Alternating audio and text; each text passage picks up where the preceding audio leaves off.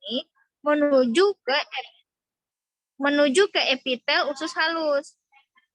Jadi dia akan menuju ke sel epitel usus halus. Ini dia epitelnya, ya kan? Nah, untuk menuju ke sana dia harus dihantarkan. Yang bisa menghantarkannya tentu yang larut dengan air. Itulah ada garam empedu. Kalau dia doang dia nggak bisa bergerak. Nah, kalau sudah dihantarkan ke tempatnya, sudah sampai dia di sini, ya, maka berikutnya si asam lemak dan monoasilgliserolnya dan asam lemaknya akan masuk ke dalam epitel atau jonjot usus. Garam empedunya gimana? Garam empedunya dipisah. Garam empedu akan diteruskan seterusnya menuju usus besar untuk dibuang. Nah, itulah nanti jadi cerita jadi urobilin, jadi bilirubin dan sebagainya. Nah, lanjut kita gimana nasib asam lemak dan monoasilgliserol di dalam epitel usus. Di dalam epitel usus dia akan tergabung lagi. Saya nggak bisa nge-zoom ya.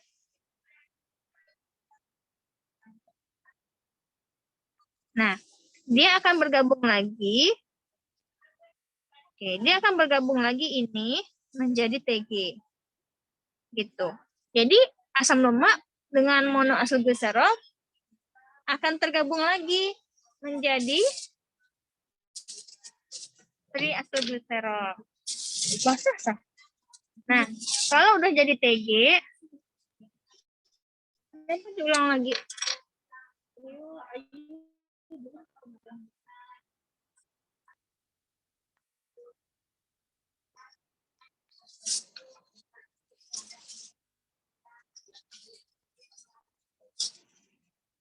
Tessa? Kenapa? Oke. Nah, kalau sudah dia balik lagi tergabung. Nah, itu ceritanya ya.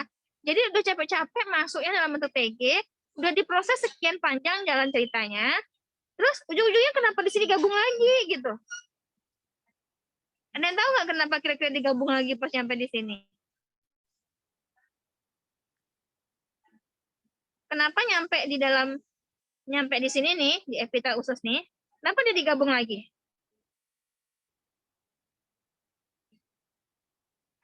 Ada yang tahu?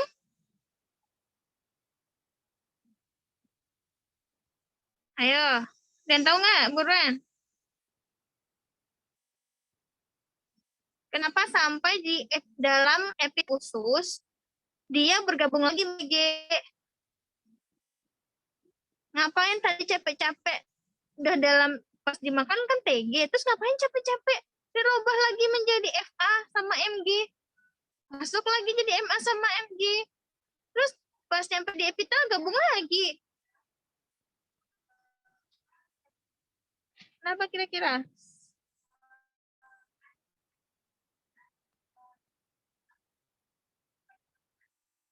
Ayo. Kamu jangan lupa screenshot ya, nanti saya nggak, tapi kan ada rekamannya kan.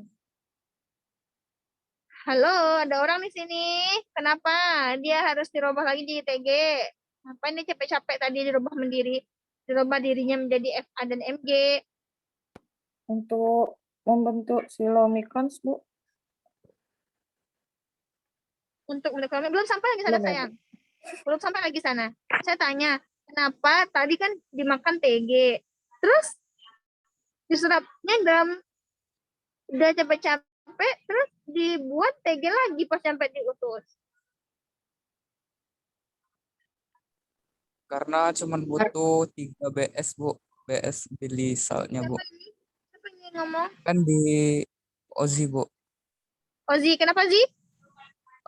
Kan di proses sebelumnya itu ada 4 BS itu, Bu. BS ya, garam empedu ya, BS itu bile salt ya. Karena dibutuh 3 jadi dibentuk lagi TG-nya, Bu. Kenapa Zi? Kenapa nggak ini aja Zi? Kan TG nih tadi dimakan. Terus kan dari ini udah TG juga nih. Terus langsung aja lah gitu. Kenapa nggak langsung aja sih jadi TG? Kenapa harus capek-capek jadi FA sama MG dulu?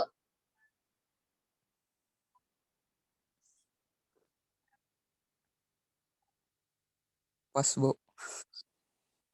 Hah? Pas, Bu. Mas, Bu? Oke. Nah, jadi nih ya, ini perlu dicatat, ingat baik-baik ya. Kenapa dia harus dirubah menjadi TG? Dia menjadi FA dan MG. Nih, kalau kita bersihin ya. Nah, nih. Jadi, dia untuk melewati jonjot usus, kamu lihat ini. Nih, biasanya yang bisa diserap oleh usus halus itu yang gimana? Kalau karbohidrat yang bisa diserap dalam bentuk apa, Cimazi?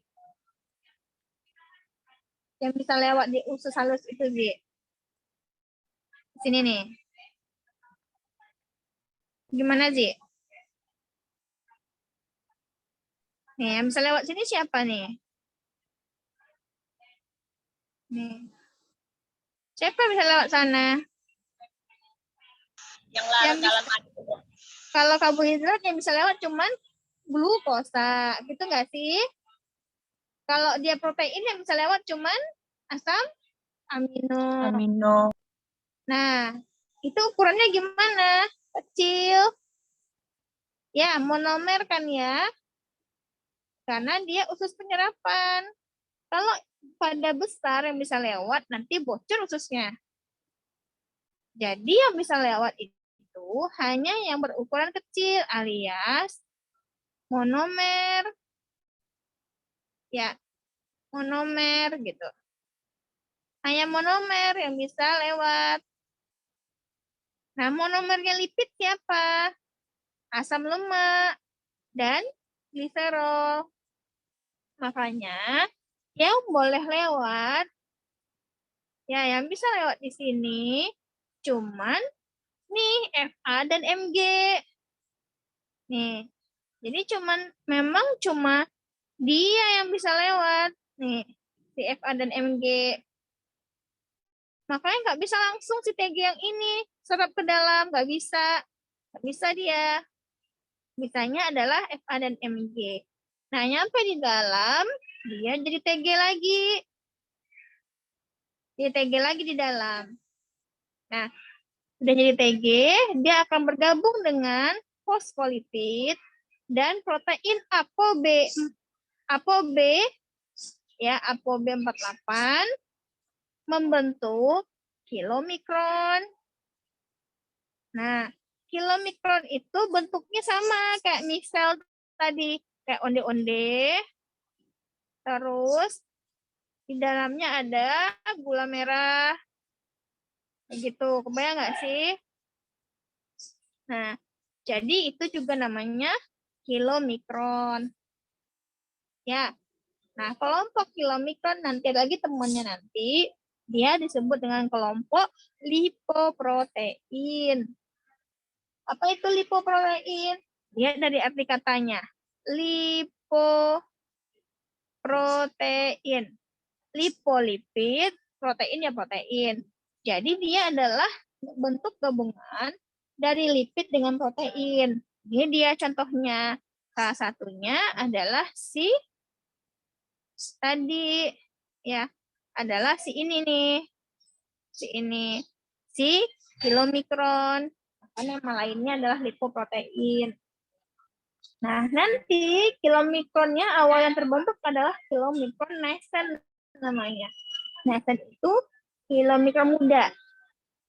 Dia akan mengalami proses pematangan menjadi kilomikron yang matang. Nah, bagaimana proses dari nascent kilomikron menjadi kilomikron yang kita bahas itu minggu depan.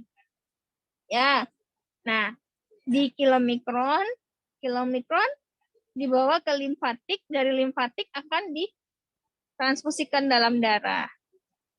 Nah, nanti dalam proses inilah kita akan mengenal kilomikron itu nanti ngapain, atau bagaimana nasib kilomikron dalam darah. Nah, itu kita bahas minggu depan.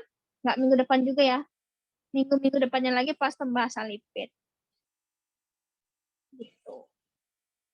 Oke. Nah, jadi apa isi kilomikron? Coba ingat. Isinya adalah TG. Di luarnya ada siapa? Ada lapisan seperti membran sel lapisannya. Nah, itu isinya ada protein A, B. Ada nih fosfolipid di sini gitu. Paham? Mengerti? Paham, Bu. Oke, jangan lupa di screenshot.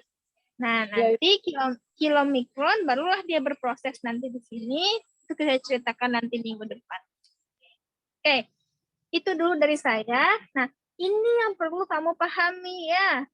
Jadi, ya, bagan proses pencernaan, baik lipid, karbohidrat, dan protein, harus kamu paham bagan ini nih. Gambar yang ini kamu harus ngerti nih, semuanya. Tadi karbohidrat juga ada, di protein juga ada.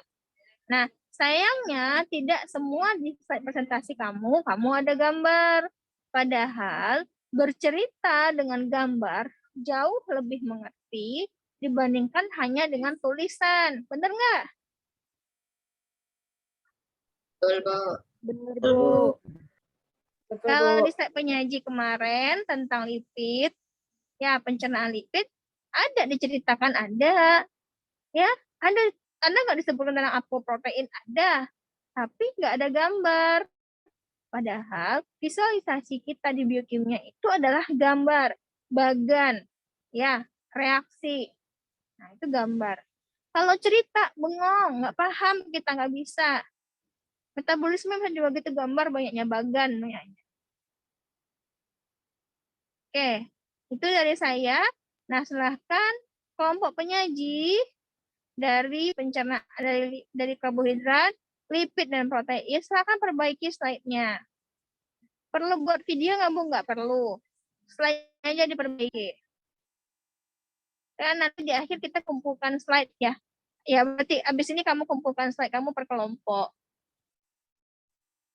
Kalau gampang, bagus, kumpulin di satu orang, ya, semua kelompok, kumpulin satu orang, masukin ke Google Drive. Nanti tinggal share link Google Drive di grup WA. Paham semuanya? Paham, Bu. Aman? Paham, Ibu. Paham, Bu. Oke, itu saja. Syifa, nggak usah gitu, kenapa? Coba tegang mukanya, coba.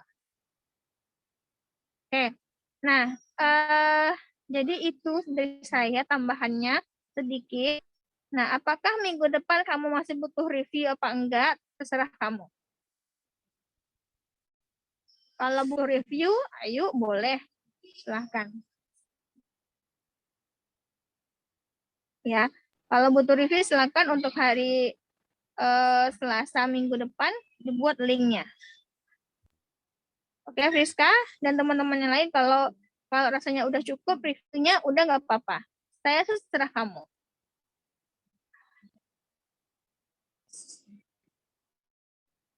Butuh review lagi nggak? Jawab dong. Iya, Bu. Perlu, Bu. Iya, Bu. Apa lagi? Kan udah semuanya. Apa lagi? Tadi tanyanya cuma 3 orang yang nanya. Coba. Pencernaan tuh. protein.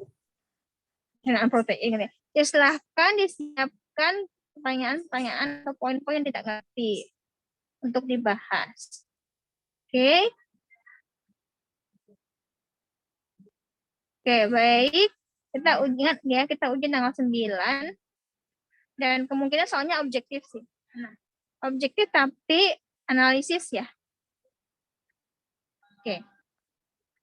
Itu dari saya. Kalau udah nggak ada, kita akhiri. Nanti Yun di-share videonya ke grup WA ya, rekamannya. Baik langsung atau pakai Google Drive aja linknya. Oke. Oke, terima kasih semuanya. Itu dari saya. Sampai ketemu minggu depan. Siapkan diri untuk ujian. Belajar dengan teman bersama. jauh lebih